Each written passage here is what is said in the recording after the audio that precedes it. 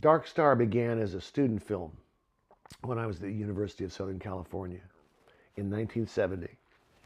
And I was partnered with Dan O'Bannon, who was the production designer, editor, and one of the actors in the film. And he went on to have a very successful career as a writer, and he's directed on his own.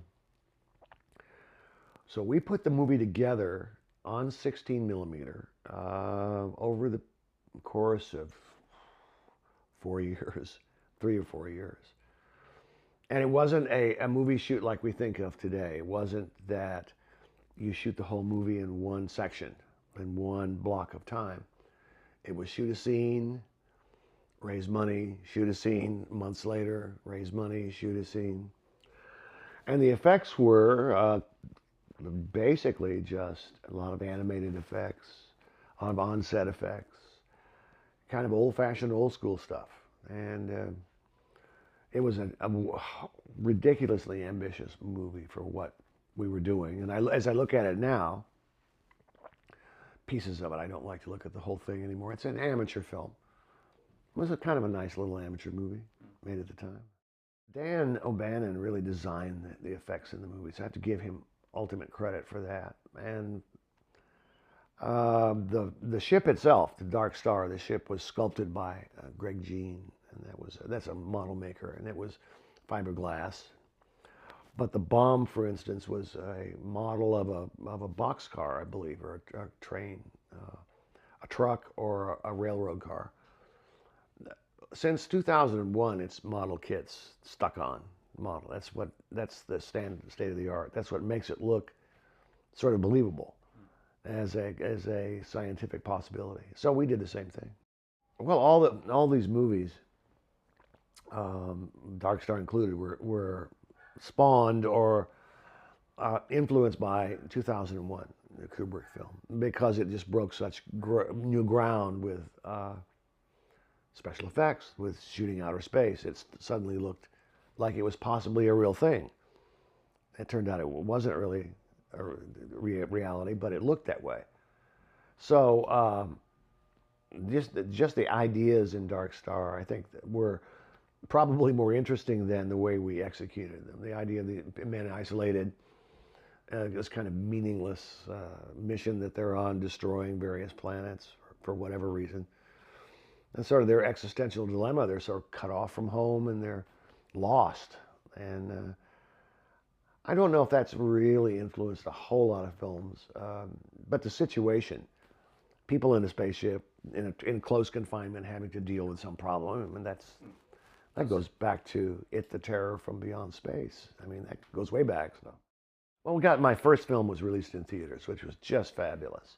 Released on my birthday, January 16th, 1975.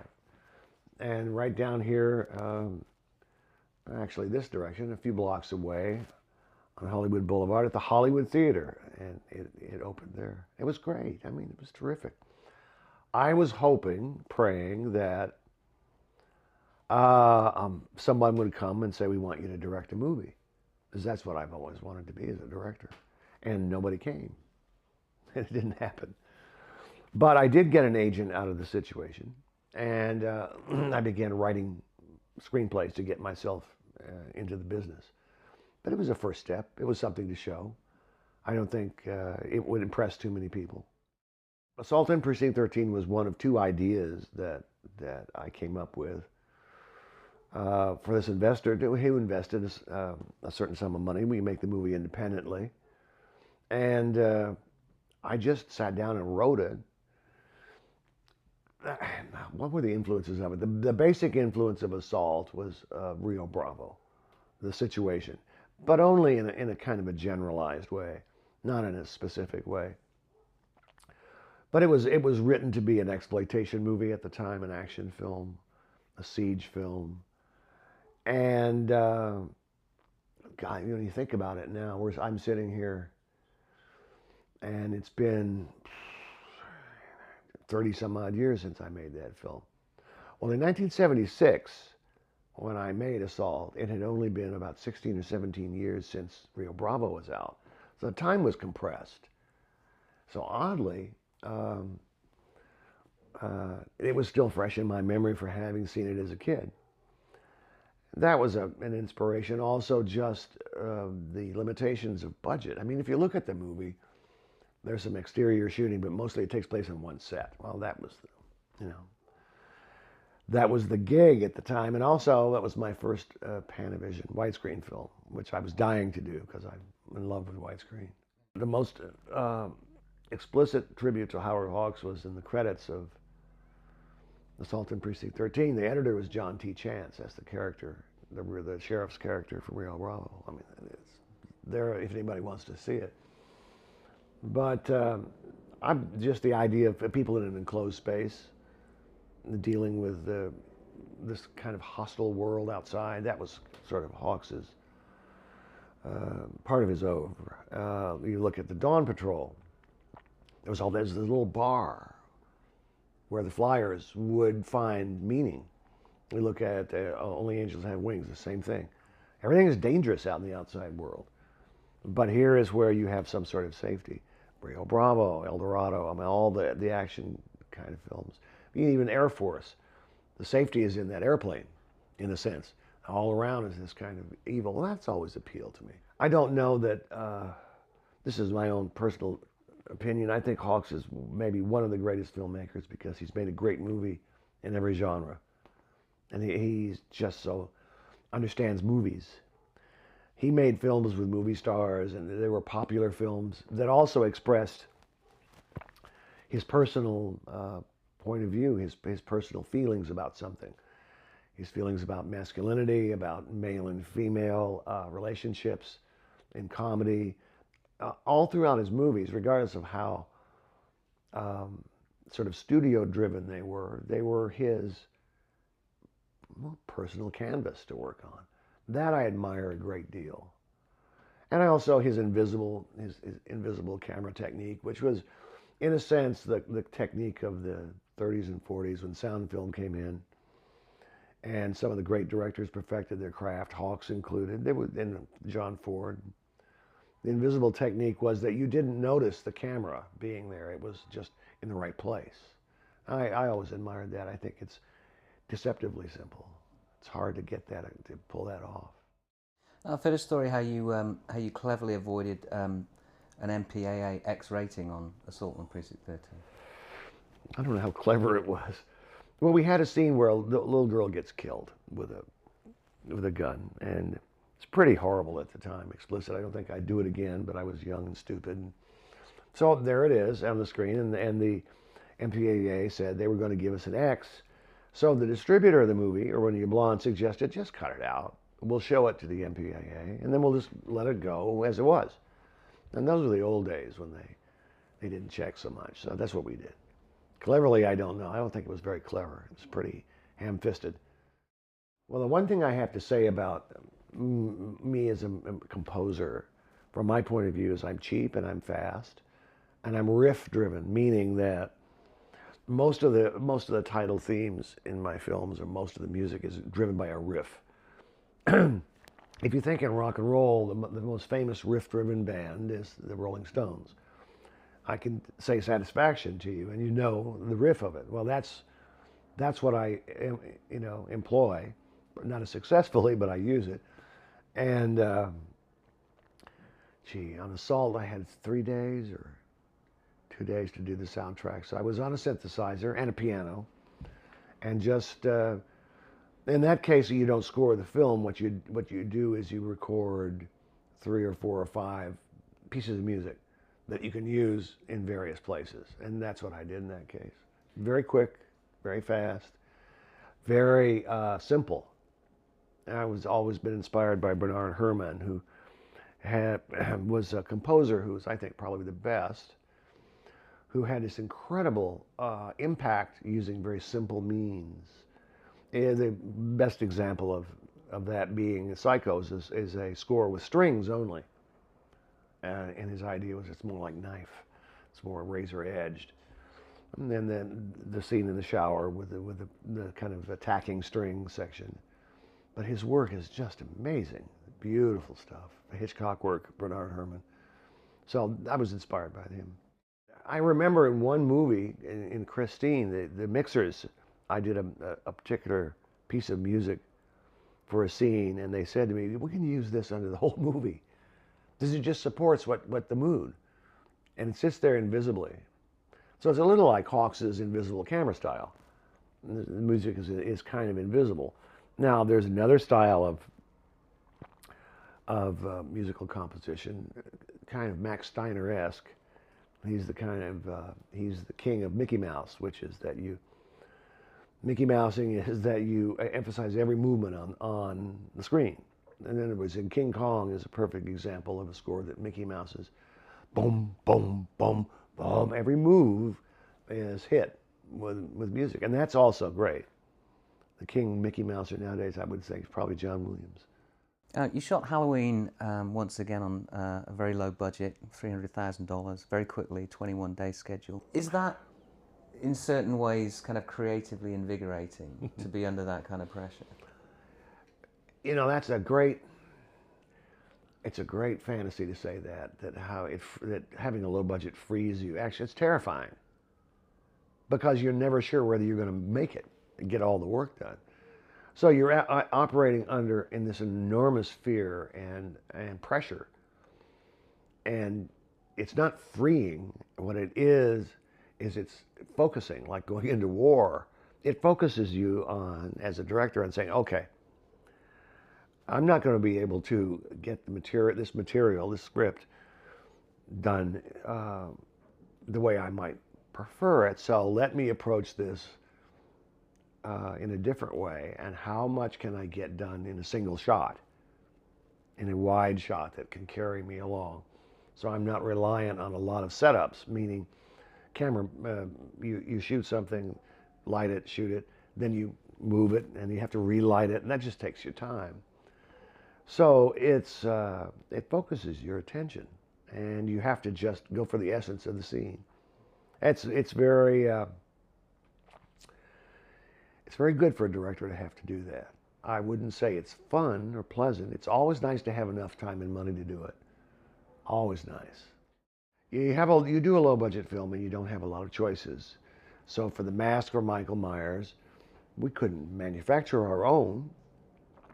So our production designer, Tommy Lee Wallace, went up to Burt Wheeler's magic shop on Hollywood Boulevard, and he bought 2 masks. One was a clown mask. So the killer wears a clown mask. There's a certain, I suppose, iconic image to that. The other choice, he bought a William Shatner mask, which doesn't look anything like William Shatner, but it's a human face with some fake hair on it. And he spray painted it, kind of paled it down, and changed the hair a little bit, and changed the eye holes. And that was more like what was written in the script. The script was written to say the pale features of a human face. It's a face mask, is what it meant to be. So that was the one that was the most effective. It was as simple as that. Having a lot of time and money creates its own problems. Okay, but there's not necessarily a bad thing to have too much of anything. I don't think any director is going to tell you, oh my God, I have too much time on this film. That's just awful. Can't we cut some days out of this? Can we cut the budget down? This is just terrible. No, I mean, it's always better. But there are other pressures that go with that you trade off. Yes, you can take your time. You can shoot a film in the way you think is the best way to do it. But on the other hand, there are certain things that it kills your momentum in terms of, there's something about a momentum in a film. If you can get the cast and the crew going at a speed, that shows up on the screen. And that's a problem. You got to watch out for that in bigger budget movies. Halloween came along, and I had in mind the girl who was in Jaws 2. I can't remember her name now. A very talented actress, and she didn't want anything to do with it. As a lot of people, I wanted to be in Halloween. I wanted Christopher Lee or Peter Cushing to play in it, and they didn't want to do it. So Deborah Hill, my partner at the time, the producer, suggested Jamie Lee. She was under contract at Universal in a TV show called, I can't remember the name of it now. Alzheimer's has set in. And she was she's 19 years old, a young actress, and Deborah suggested it because it there was an echo of Psycho. And so Jamie came in and read, and she was absolutely delightful and perfect for the part. The movie came out to these dreadful reviews, and it was platformed across the country, moved from region to region. So it would open in Los Angeles, and then it would play in San Diego, and then it would play in Phoenix, and it would then slowly but surely the prints, and there weren't many of them, would move across the country. By the time it got to the East Coast, I bet those prints were in pretty bad shape. It was a drive-in film. It was an exploitation horror film. But we got a good review in the Village Voice, kind of re-reviewed by people. And then it started, word of mouth started building on that movie, and it began to make some bucks. And I noticed it because people began paying attention to me. People began making offers to me to direct films. And so that was the surest sign that it had become successful. Today I look back on it, it's just absolutely wonderful. You know, it's real lucky. We were just trying to make a movie. Hopefully, you know, it was going to be something special, but I can't say I knew that. My involvement with Rob Zombie's remake was to extend my hand and have a check placed in it, and then close my hand and return to my position on the couch watching basketball. What did you think you did a pretty good job then? I haven't seen it. I have no comment. I don't know what to say. And I will say this for you. Rob is a friend of mine. He's been a friend since '96, and he did some music for me on a film I made. So I'm not going to say anything about his version. It's his, and I'm not going to critique it. Let's go on to The Fog. And again, you're working with Jamie Lee Curtis, and you got to work this time, not just echoes of Psycho, but you got to work with Janet Leigh as well. What was that like? Janet Leigh was fabulous. I mean, she's a real studio-trained actress back from the old days. And one of the things that really impressed me was that we had a scene where we shot it in a restaurant there in Point Reyes, California, and she had to break down and cry. And for technical reasons, because it was a very difficult sequence, she had to do it over and over and over again. Boy, she could just do it every time. Just bang, bang, bang. That's that old studio training, you know? She didn't have to summon up the emotions. She knew how to do it. And a very, very wonderful lady. One of the influences on the film is an obscure British movie called The Trollenberg Terror. How did you discover that? 'Cause I love that movie. Well, we in America know that movie by its retitle called The Crawling Eye. The Crawling Eye was a movie I saw in 1958 when I was a kid. Mainly the fog, moving. That's the inspiration for it. We didn't have the big eyeballs crawling in the fog. And you also said a visit to Stonehenge was a big influence on The Fog. Just a visual of the fog across, standing in the plane there, looking at Stonehenge and thinking, this is smaller than I thought it would be. God, I thought it would be bigger, but it's still impressive. And across the plane there's the fog. Fog over there. Well, what's going on over there? It looks like a ghost story type thing. So that was what it was. Escape from New York was written in the 70s, and it was probably influenced a lot by Death Wish, a movie with Charles Bronson about the vigilante in New York killing, getting revenge for what happened to his family, that kind of thing. And I made it science fictional, and I kind of thought of Clint Eastwood as the character who would be playing it. It's also based on a kind of inspired roughly from a science fiction novel called either Planet of the Damned or Planet of No Return. I can't remember which. The idea is the most dangerous planet in the galaxy, and someone has to be sent in there. Who are you going to get? The most dangerous man in the galaxy to go in. So there's that essential idea. It's a big idea prison movie in the sense that New York as a prison is the first thing you have to swallow, and the second thing you have to swallow is the President of the United States crashes in there. The third thing is this eye patch guy goes in to rescue him, and the rest is sort of a series of adventures. James Cameron worked on that movie in the That's right. special effects department. Did you have any inkling of what lay in store for him? He was, when I went over to visit the Corman facility where the special effects were done, he was the He was the genius, the resident genius. Everybody was talking about how great he was. I remember meeting him on the set. Actually, it was over in the San Fernando Valley. He was doing a glass painting for us. He was sitting on a hillside with some glass set up, painting New York skyline to be able to shoot the next shot. It was just beautiful. I mean, it was really technically great. So I said hi to him. We talked a little bit. That's about it. Kurt and I met on Elvis.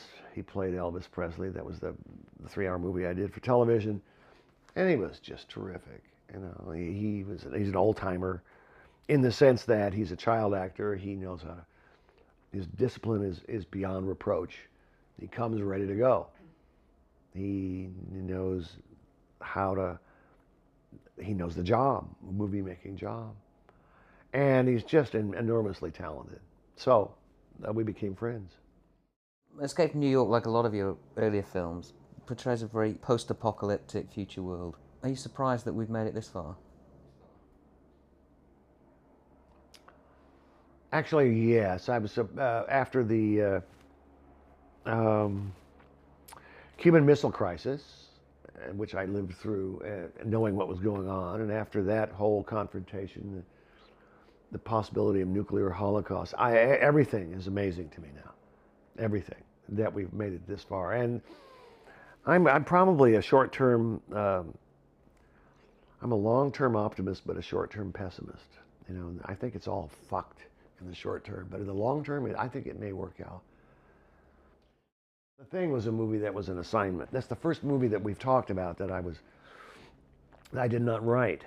That this was my first studio feature, and it had nothing to do with the Hawks movie. That's one of the things that immediately from the beginning decided not to even get near. Hawks's film, The Thing from Another World, Christian Nyby directed supposedly, movie was very much of its time in the 50s. It was very early 50s. It was flying saucer, Kenneth Arnold inspired idea. It came from a short story called Who Goes There, actually a novella. So we went back to the novella, and it has a lot of neat stuff in it. This whole imitative business was never covered in Hawks's movie. So I just struck out on our own. And this was the early 80s, 82. So I made it very dark, but somewhat, I thought at the time, somewhat realistic movie, as opposed to a Hawks's film was very idealized in a sense. But those are the differences. Shot in Alaska, above Juneau, in the Alaskan ice fields, Juneau ice fields. We shot here in Los Angeles, then we went back up to British Columbia on a set up there. So that was quite a shoot. Getting to the set was a big deal because we had to drive up this mountain road, this mining road, to get to our set. The lenses, if we didn't leave the camera equipment, if we brought the camera equipment and the lenses into the heat, then the next day when we get ready to shoot, they'd fog up, and they would be hours waiting for it to adjust to the cold. So we had to leave them outside. Basically put the camera equipment in a place that was closer to the temperature of the outside. And the sky and the weather conditions, it changes all the time. When the clouds come over, you have something like a whiteout. You have everything's white. And everything's flat light. When the clouds break and you have this beautiful sunshine, it's a whole different story. So we start shooting, and the first day is this beautiful day. Oh, great. And we start shooting the scene. We don't get done. The next day we come back, and the weather's changed. You can't continue the same scene. So we move to another scene. So it became, let's look at the weather. Today's the day we shoot that scene, number 17. If it's overcast, we shoot number 32. You talk about Rob Bottin's effects on that movie, because that's a pre-CGI era, but they still stand up just fantastically well. I was very impressed with what Rob did. We were heavily criticized for the viciousness of the effects, but I think they add a certain vibe to the whole film. I mean, without his effects, it wouldn't be the same film as it is. Here's where you draw the line in Hollywood. There's a cliche about not showing the monster. You never show the devil. That's the cliche. I think it comes from this film called The Bad and the Beautiful, Vincent Minnelli movie, where Kirk Douglas, I think it's Barry Sullivan, they're in their studio situation. They're going to make some Curse of the Cat People movie, and they look at the Cat People costumes, and they're ratty and looking terrible. And so Kirk Douglas gives this speech. We'll do it like the old days. We'll put them in shadow, and it's better that way. And the audience uses their imagination. And that's kind of the, I don't know, the high culture critic would say that's the only way you can do these films. A lot of low culture critic says, yeah, but if you can have a monster that's convincing and can knock you back in your seat, and you bring it out in the light, if you can pull it off, you've hit a home run, I think, as Stephen King said. So that's what we tried to do. Well, everything that you see in the movie is everything we shot. I know. The making of the monster in the thing is a long story. We sort of, none of us, including Rob Bottin, knew exactly what the monster was going to look like until we shot it in the end. I mean, it just kept being designed all the way through the film. And I will say there was an enormous amount of pressure from my production designer, from the studio, to come up with one look for the monster. What does it really look like? Does it look like the creature from the Black Lagoon? Does it look like the James Arness, The Thing? But I stuck with Rob. I stuck with his vision of it. How did you feel? Because it did get quite a harsh critical reception. Did that hurt after all the effort and the pain of making the movie? Well, you can imagine. But yeah, and the thing that shocked me so much is how many of the fans, horror fans, and science fiction fans turned against it. And it was really weird. It was really eye-opening. But I wouldn't change a thing about it. You know, I just think it was the right decision. And the home video, its afterlife in secondary markets, has kind of made it more famous than it was then. The Thing and The Prince of Darkness and In the Mouth of Madness are essentially about the end of the world, in one way or the other, in a fanciful way, in a real way. And that's, the end of the world is there's no hope. You know, it's gone, it's over. And those films suggest, in a way, in their own individual ways, it's all over, it's done. It's, you know, it's time to whimper. It seemed to me that They Live needed a kind of working guy, non-middle class, blue-collar guy who's a working poor, who were real and are still real in this country. So I thought he had a quality about him. Not the personality that you see in the wrestling ring or in his interviews, not that over-the-top guy, but a different fella. But a little rough-hewn, you know. And it was terrific. He did a great job for me. And did he really come up with the line himself, I'm here to kick ass and chew bubblegum, and I'm all out of bubblegum? When we started working on the film together, he gave me several sheets of paper, and he said, these are things that I have said that I've made up for my wrestling interviews. They're lines that I've used. If I'm going to do an interview about some wrestler I'm going to meet on Saturday night, I'll say these lines. And some of them were not what I needed for the film, but that one, particular one, I thought, well, that's pretty great. You know, we can use this. It's way out of you know, context here in a way, but it's fun. It's his, so he wrote it. Do you think the film has still some relevant social commentary? Oh, that's never ended. That's still with us. They Live is a documentary about what's going on now. Relevance, of course, yeah, it's still here. Here's my philosophy on it. I'll just tell you. I think Ronald Reagan, along with your gal there, Iron Lady Thatcher, came into power by saying government was a problem. That's an absolute lie. Good government is a solution.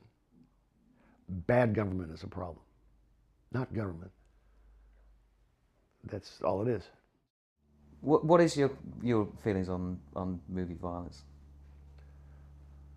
Oh, that's a tough one. You know, because I defend the director's right to show almost anything, I think we all have to use our,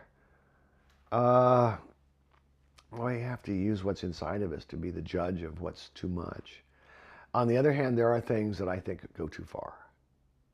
Child pornography, I think, goes too far. I don't. But there's a part of me that says, yeah, but I can, I can see. If you fake it, I can understand that. And there's another part of me. That's the dichotomy, in a sense, the battle with an artist. If you approach a piece of material that has some real violence in it, you have to figure out how to do it. How do you feel about the latest vogue in horror cinema? I bet you're going to say the words torture porn, aren't you? I bet you're going to say that. No, you didn't say it. Okay. Well, I was going Everybody says that. Horror movies are always indicate something in the culture in which they're made. And I think if you just think a minute about the plots of a lot of these films, you have Americans going to another country and are being tortured.